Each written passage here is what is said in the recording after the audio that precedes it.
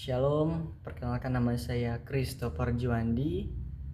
Saya di sini akan menjelaskan mengenai memori atau ingatan, dan yang pertama saya akan menjelaskan tentang apa itu ingatan dalam psikologi umum. Dan menurut Bruno pada tahun 1987, memori ingatan ialah proses mental yang meliputi pengkodean, menyimpan dan pemanggilan kembali informasi dan pengetahuan yang semuanya terpusat di dalam otak kita. Dan soal yang kedua adalah apa itu memori otak? Memori adalah kemampuan untuk mengkode atau menyimpan, mempertahankan dan mengingat informasi atau pengalaman masa lalu pada otak manusia.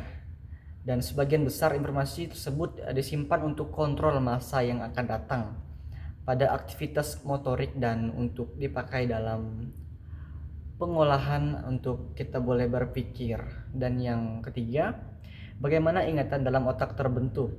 Dan proses terbentuknya ingatan melalui beberapa tahap, dan di sini dijelaskan bahwa saat ada rangsangan dari lingkungan, maka ingatan akan terbentuk melalui 3 tahap ini, yaitu tahap belajar, yaitu proses di mana proses informasi diterima oleh indera tubuh yang melalui otak kita. Bagaimana proses terjadinya mengingat? Di sini dijelaskan bahwa proses untuk kita boleh mengingat dan terjadi suatu pengingatan atau learning, kita boleh belajar atau learning sebagai tahap pertama. Proses mengingat berupa encoding, penyajian atau mencatat sebuah informasi, dan retensi atau retentions sebagai tahap kedua. Proses mengingat untuk menyimpan informasi atau storages yang telah diperoleh melalui sebuah ingatan di dalam otak. Dan yang kelima, di mana ingatan kita di bagian otak. Ini sangat penting untuk kita terapkan dalam pembelajaran kita. Bagian otak yang penting untuk menyimpan atau untuk kita boleh mengingat sesuatu, ini merupakan suatu bagian penting untuk kita boleh mengingat, yaitu bernama hipokampus atau hipokampus. Ini tidak jauh beda ya semuanya. Dari penjelasan tersebut adalah bagian kecil di otak yang berperan penting dalam mengingat informasi baru dan menghubungkan emosi ke dalam ingatan tersebut. Dan yang terakhir, ini soal yang keenam, apa fungsi ingatan?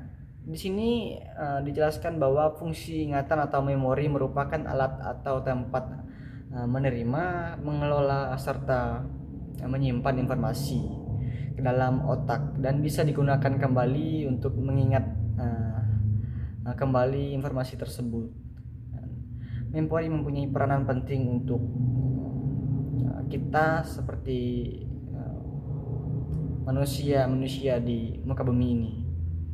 Dan contoh suatu ingatan ialah di saat kita melupakan sesuatu, pastinya kita boleh mengingat.